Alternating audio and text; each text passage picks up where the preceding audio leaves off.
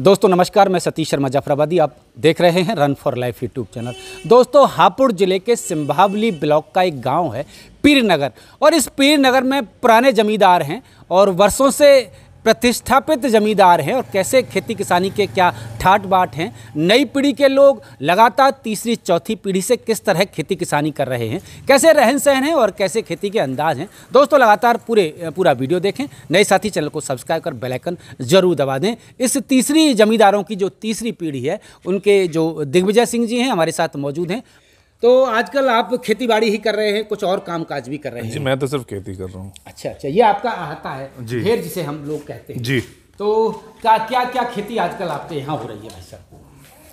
जी, हमारे यहाँ वैसे तो सभी फसलें हो जाती हैं। जी भाई, आप चाहें तो साल में 3 फसल ले सकते हैं। अच्छा, लेकिन हमारी जो मेन खेती है वो गन्ने से ही जुड़ी हुई है। गन्ना। और ये धान हम आपके ट्रैक्टर ट्रालियों में देख रहे हैं। हाँ, धान तो आप ये मान लीजिए कि भाई ये एक तरह से बीच में जैसे गन्ने के मतलब गर्मियों के और सर्दियों के बीच में एक आमदनी का स्रोत रहे। अच्छा, ठीक है, क्योंकि तो ये ट्रैक्टर आपके पास 2 ट्रैक्टर हैं? जी, 2 ट्रैक्टर हैं। मैसी फर्गूसन ट्रैक्टर चला रहे हैं आप? जी। तो कोई खास बात है जी इस ट्रैक्टर की, क्या कोई ये ट्रैक्टर बढ़िया काम करता है खेती किसानी में? जी, मैसी की देखिए 1035 तो हमारी मजबूरी इसलिए क्योंकि हम पे बाग भी हैं, तो बागों की जुताई के लिए ट्रैक्टर थोड़ा छोटा चाहिए। अच्छा। तो उसके लिए मैसी रखते हैं हम 1035। अच्छा। और आप देखेंगे कि 1035 ट्रैक्टर बुआई के मसले में भी बहुत अच्छा कामयाब ट्रैक्टर है। चाहे गन्ने की बुआई हो चाहे गेहूं की हो। और दूसरा मैसी इसलिए हम पसंद करते हैं कि एक तो इसकी रीसेल वैल्यू बहुत अच्छी रहती है। अच्छा। ठीक है, जैसे कि अमूमन देसी भाषा में कहते हैं कि साहब इस ट्रैक्टर का बुढ़ापा खराब नहीं होता। अच्छा। भाई, आप इसे 20 साल भी चला लें और आप इसे बेचना चाहें। तो ये ट्रॉली का जो साइज है काफी बड़ी ट्रॉली है। क्या साइज की ट्रॉली है जी आपकी? ये 13 फुट ही होगी जी। 13 फुट ट्रॉलियाँ हैं। अच्छा। और ये आप पशुपालन भी आजकल कर रहे हैं? अच्छी कौन सी किस्म की भैंसें हैं आपके पास? ये हमारी मदर या जो मतलब गांव के 1-2 लोग मदर को सलाह देते हैं, उस हिसाब से। अच्छा, माता जी को शौक है इनमें ज्यादातर भैंसें तो वही हैं जी जो हमारे मतलब रेगुलर चलती आ रही हैं। अच्छा, भैंस गाय दोनों पाल रखी हैं आपने? ठीक है, गाय हमारी एक देसी है, एक आपके वो देख रहे हैं जर्सी है। अच्छा, धान जो है इस ट्रॉली में कितना धान होगा जी? क्या भाव हुआ निकला है धान आजकल ये आपका? इस साल थोड़ा अच्छा है रेट, करीब 2800 के करीब जा रहा है। 1509 वैरायटी है। 1509 है। ठीक है, तो यही वैरायटी बोते हैं कि और भी कोई वैरायटी आप बोते रहे? नहीं, पिछले 2 साल से ये बो रहे हैं, जिससे पहले सुगंध वगैरह सब बोते थे। अच्छा। ये पजेरो आपकी है? जी, मेरी है। अच्छा। और ये जो आपने स्प्रेयर भी लगा रखा है, स्प्रे मशीन आपकी, टैंक अपना? ये बाग के लिए है जी। अच्छा, बाग में स्प्रे होता है। अच्छा, किस बाग? आम का है आपका? किस चीज़ का है? जी, आम का ही बाग है। अच्छा, आम का बाग है। गन्ने की खेती कितनी करते हैं आप? गन्ना है जी हम पे 200 बीघे करीब। अच्छा। और लगभग धान की खेती क्या करते हैं? धान करीब 60-70 बीघे था जी। अच्छा, ये ट्यूबवेल अपने इसमें ही लगा रखी है? जी, हमारे नहाने वहाने के लिए भी, पशुओं के लिए भी इस्तेमाल हो जाती है। हम भी नहा लेते हैं। और ये पुराने पेड़ भी जो है ये काफी पुराने हो गए होंगे जब के लगे पड़े? हाँ, करीब हो गए जी, 22-23 साल। 22-23 साल पुराने हो गए हैं। आपका जो ये मकान हम देख रहे हैं पीछे पासर में, इस अहाते के पासर में जो मकान है, ये आप ही का मकान है जी? जी, हमारे मकान है। तो ये बात करते रहेंगे सर, धन्यवाद जी। और फिर अच्छा बढ़ता। तो सिंह साहब, ये मकान आप ही का है, ये जो इस समय यहाँ बना हुआ है? जी हाँ, ये मकान हमारा ही पुश्तैनी मकान है। हमारे परदादा बाबा खड़क सिंह ने बनवाया था। अच्छा, बाबा खड़क सिंह। अच्छा, ये आगे इसका मुख्य द्वार हम देख रहे हैं? जी, ये मुख्य द्वार है। तो ये कितने साल पुराना हो गया सिंह साहब ये मकान आपका? आपको मैं एक अजीब सी बात बताऊंगा, अगर आपकी समझ में आए। जी। ये मकान वैसे तो जो मेरी जानकारी में है वो 1906 के करीब का बना हुआ है जी। पर ये मकान इस गांव मतलब सड़क से इतना ऊंचा था। अच्छा। कि जो हिंदुस्तान ट्रैक्टर था। अच्छा। हिंदुस्तान ट्रैक्टर अगर कभी यहाँ खड़ा करते थे तो उसका मडगाड़ यहाँ आता था। अच्छा। यानी मडघाट यहाँ आता था? यानी काफी ऊंचा था। हाँ, सड़क ये करीब क्या कहते हैं, जो मेन रास्ता था उससे करीब 5 फुट ऊंचा था। 5 फुट ऊंचा मकान? मतलब ये मेरी याददाश्त की बात। अच्छा। अब रास्ते ऊंचे हो गए हैं तो मकान थोड़ा सा नीचे हो गया है, लेकिन फिर भी काफी ऊंचा मकान है। अच्छा। ये भी आपके मकान का ही एक भाग है? ये हमारे ताऊ वगैरह हैं, उनका घेर है। अच्छा। तो सिंह साहब, ये जो मकान की जो मुख्य द्वार हम देख रहे हैं काफ़ी नक्काशीदार है और इसमें पत्थर का है, शायद इस पर आपने पेंट वगैरह करा दिया है। ऊपर इसके जो है वो छजली और वो हम देख रहे हैं इसकी जो बालकनी है वो भी पुरानी, और ये पीछे तक वहाँ तक मकान है जी। थोड़ा सा सिंह साहब परिवार के बारे में बताइए कि आपके परिवार में जो है आज भी क्या कौन कौन लोग थे, किस तरह से होते थे? जी, हमारा ये परिवार जो है इस गांव में हम 8वीं पीढ़ी हैं। अच्छा अच्छा अच्छा अच्छा। इससे पहले हमारा ही पारिवारिक गांव है बुकलाना, हम वहाँ रहते थे। जी जी जी जी जी। ठीक है, तो बुकलाने से 7 पीढ़ी पहले हमारे कोई बुजुर्ग यहाँ आए थे पीरनगर। जी जी जी जी। उनका नाम शायद लक्ष्मीचंद जी बताते हैं। अच्छा अच्छा अच्छा। ठीक है जी। बुकलाने से पहले हम जंगीराबाद के पास एक गाँव पड़ता है औरंगाबाद। जी जी जी जी। वहाँ से निकालता। उससे पहले हम टीले में थे। अच्छा अच्छा। जो गाजियाबाद के पास टीला, जहाँ के बाबा टेकचंद हैं। अच्छा अच्छा अच्छा। तो हमारा गोत्र मावई है, तो मावइयों के गाँव। अच्छा, मावई गोत्र है, गुजर बिरादरी में मावई गोत्र है। तो आपका ये जो जमींदारी थी गुजरों की, तो वो उस जमींदारी से आपके परिवार का क्या ताल्लुक रहा है? थोड़ा जो मेरी जानकारी है जी, देखिए मेरे को शायद मेरे दादा मतलब दादी ने बताया था। अच्छा अच्छा। कि हम पहले बुकलाने में थे। जी जी जी जी जी। तो बुकलाने में जैसे हिस्से विस्से बटे, तो हमारे हिस्से में जो पैसा आया उससे हमने यहाँ जमींदारी खरीदी थी। अच्छा अच्छा। पीरनगर गांव की। जी जी जी। मतलब यहाँ जमीन ली। जी जी। और हम बुकलाने को छोड़ के यहाँ आ गए। जी जी जी जी।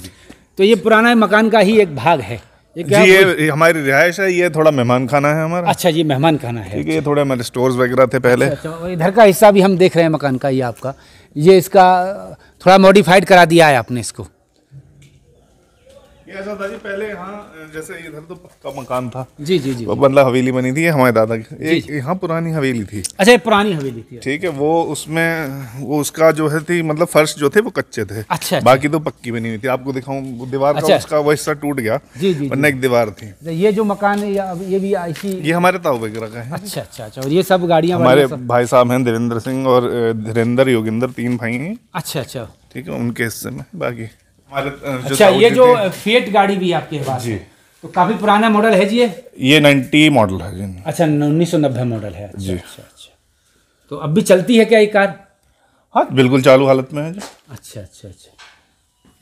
पुराने जो कार के शौकीन है वो फिएट और जो है आपकी जो अतिथि एम्बेसडर, उसके ऐसा जी, हमारे तो मतलब हमारे फादर वगैरह तो जीप वगैरह पसंद ज्यादा करते थे। अच्छा अच्छा अच्छा। Jeep, Gypsy. जी जी जी जी। ताऊ जी ने फिएट ले रखी थी उस वक्त। थोड़ा सा ये बताइए कि आजकल जो नई पीढ़ी के लोग हैं खेती किसानी से बच रहे हैं, लेकिन आप कई पीढ़ियों से लगातार अब भी खेती किसानी को जिंदा रखे हुए हैं गांव की संस्कृति में, तो कैसे जो नए लोग जो बचना चाह रहे हैं खेती किसानी से, उनको क्या संदेश देना चाहेंगे कि किस तरह से वो सफल खेती किसानी कर सकते हैं? देखिए, जहाँ तक मेरी अपनी बात बताऊँ मैं जी भाई, मैं तो अभी मैंने देहरादून पढ़ा था। अच्छा, पढ़ाई देहरादून में किया? कर्नल ब्राउन स्कूल में पढ़ा हूँ। अच्छा। दिल्ली यूनिवर्सिटी ग्रेजुएट हूँ। अच्छा अच्छा। जिस वक्त ग्रेजुएशन कर रहा था उस दौरान फादर का इंतकाल हो गया मेरे। जी जी जी जी जी। तो उस वजह से आइए मैं आपको अंदर भी दिखाता हूँ। जी जी जी। तो उनकी डेथ हो गई। उसके बाद एक हमारे चाचा हैं, सगे चाचा, वो डॉक्टर हैं मेरठ में। अच्छा। एक मूवीज में है। अच्छा। विश्वजीत प्रधान करके। अच्छा, विश्वजीत प्रधान। हाँ, अच्छा, वो मेरे सगे चाचा हैं। अच्छा, जो अच्छा अच्छा विश्वजीत प्रधान, बहुत ये आप मैं आपको यहाँ इसलिए दिखाने लाया हूँ। ये जो आप ऊपर देख रहे हैं ना जी जी जी जी, मेहराबदार छत जो है। नहीं, वो जो कलर देख रहे हैं आप। हाँ, जी जी जी। पहले ये ऊपर से लेके नीचे दीवारों पे था। अच्छा अच्छा अच्छा। मतलब इस तरह रंग भरा हुआ था। जी जी जी जी। और ये ऐसे ही पूरे मकान पे भरा हुआ था। अच्छा अच्छा अच्छा अच्छा।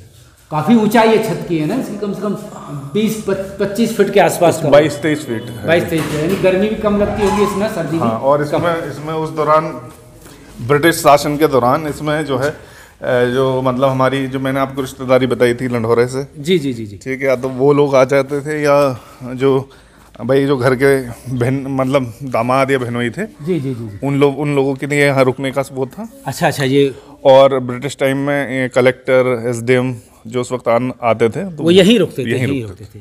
तो और भी गांव के लोगों का काफ़ी, और हमारे जो दादा के बड़े भाई थे ऑनररी मजिस्ट्रेट थे। 15 साल की एज में उन्हें ऑनररी मजिस्ट्रेट का खिताब था। और अच्छा। ये जो आप बिल्डिंग टूटी देख रहे हैं, ये किसी वक्त पे कचहरी हुआ करती थी। अच्छा अच्छा, अदालत भी लगती थी। और करीब उस जमाने में शायद 50 या 100 रुपए तक के मुकदमे यहाँ। अच्छा अच्छा, ये भाग देख रहे हैं। हाँ, इसका यानी कि इसी मकान में जो है कभी अदालत भी लगा करती थी, और जमींदारों से संबंधित जो 50-100 रुपए के जो मुकदमे उस समय होते थे, हाँ, वो उनकी सुनवाई यहीं हुआ करती थी। हाँ, और हमारे पास कुछ सर्टिफिकेट्स ऐसे भी हैं जिसमें मतलब हमारे दादा ने जो वर्ल्ड वॉर 1 परदादा ने वर्ल्ड वॉर 1 में भर्ती कराई थी लोगों की। तो अच्छा अच्छा अच्छा।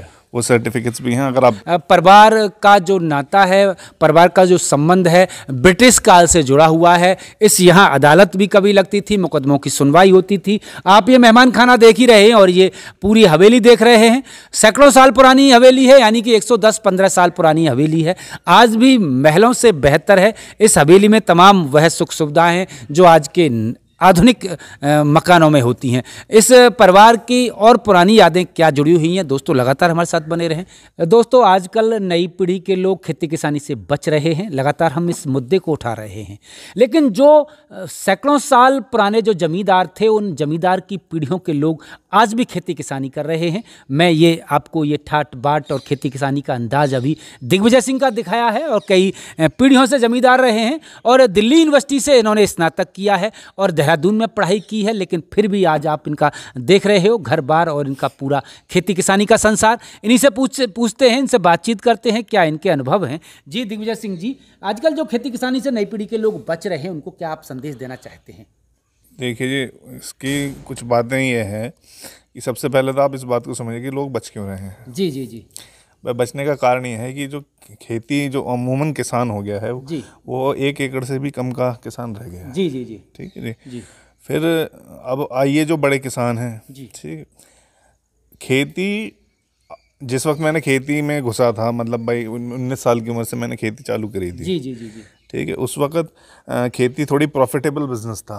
अच्छा। आज की परिस्थिति में भाई जो आप देख रहे हैं, डीजल इतना महंगा हो गया है, फर्टिलाइज़र इतने महंगे हो गए हैं, ठीक है, तो ये थोड़ा अनप्रॉफिटेबल काम हो गया है। अलावा जो है खेती के फ़ायदे ये हैं कि अगर आप खेती करते हैं, ठीक है भाई, सबसे पहले तो देखिए आपकी सेहत अच्छी रहेगी। जी जी जी। पसीना निकलता है। जी जी जी। चाहे आप कुछ भी ना करें, खेत में घूम ही लें, हाँ, तो भी स्वास्थ्य सही रहेगा। ये है कि भाई अपनी फसल आप जाके देख रहे हैं। जी जी। ठीक है, पर मेरा तो ये मानना है कि भाई अगर आप पे अच्छी ज़मीन का साधन है तो खेती से बचने का कोई कारण नहीं होना चाहिए। ठीक है, इस वक्त भाई सरकार की नीति रहे या जो भी है, मतलब जो नीति बनाने वाले लोग हैं, उनका खेती से कोई वास्ता नहीं है और वो नीतियाँ बना देते हैं, नीतियाँ बना रहे हैं बस। तो दोस्तों, आपने देखा सुना और समझा किस तरह से नई पीढ़ी के लोग खेती से बच रहे हैं। जो खेती के नियम कानून और नीति बनाते हैं, उनका खेती से कोई वास्ता नहीं है। वास्ता सही मायने में जिन किसानों का है, उनकी आवाज़ सुनी नहीं जाती। एक बात और है जी, दरअसल चाहे कांग्रेस सरकार रही हो या बीजेपी की सरकार है या कोई और भी सरकार है, ठीक है, पब्लिक की प्लेट पे खाना सस्ता रखना, जी जी, ठीक है, वो उन्होंने अपना मुख्य ध्येय बना लिया है। ये नहीं सोच रहे कि जो खाना आ रहा है, जी, ठीक है, वो कैसे उग रहा है, उसमें कितनी मेहनत लग रही है, कितना इनपुट लग रहा है, ठीक है, तो उस इनपुट को तो वो देखते नहीं और आउटपुट को वो नीचे रखे हुए हैं। जी जी जी। भाई अगर हम मोटे तौर पे कहें कि अगर आज हम 1 क्विंटल गेहूं की बात करें तो 1 क्विंटल गेहूं 1950 का सरकारी रेट है। जी जी। ठीक है, किसान उससे कम में भी बेची जाता है। जी जी। पर कायदे में अगर देखा जाए 1 क्विंटल गेहूं मेरी नज़र से या मेरी लागत, मतलब जो लागत इसमें लगती है, शायद 3,3500 से कम नहीं होना चाहिए। जी जी जी जी। अगर वो है तो आप ये मान लीजिए जो किसान खेती कर रहा है या उस अनाज को उगा रहा है, उसके साथ सरकार, जी, ठीक है, और ये देश एक तरह से गद्दारी कर रहे हैं। जी जी जी। ठीक है, ये समझने वाली बात है, ये सरकार को समझना चाहिए। तो दोस्तों, आपने देखा सुना और समझा, खेती में जो किसानों के जो संतान हैं, नई पीढ़ी के लोग हैं, इसलिए बच रहे हैं कि खेती में जो उत्पाद है उनका सही यानी वाजिब मूल्य नहीं मिल रहा। यदि उनको वाजिब मूल्य मिले, सरकार महंगाई पर काबू पाए, तो खेती किसानी में नई पीढ़ी के लोग भी परंपरागत खेती को जीवित रख सकते हैं। दोस्तों, मैं सतीश शर्मा जाफराबादी, पीर नगर, सिंभावली ब्लॉक, हापुड़ से, नमस्कार।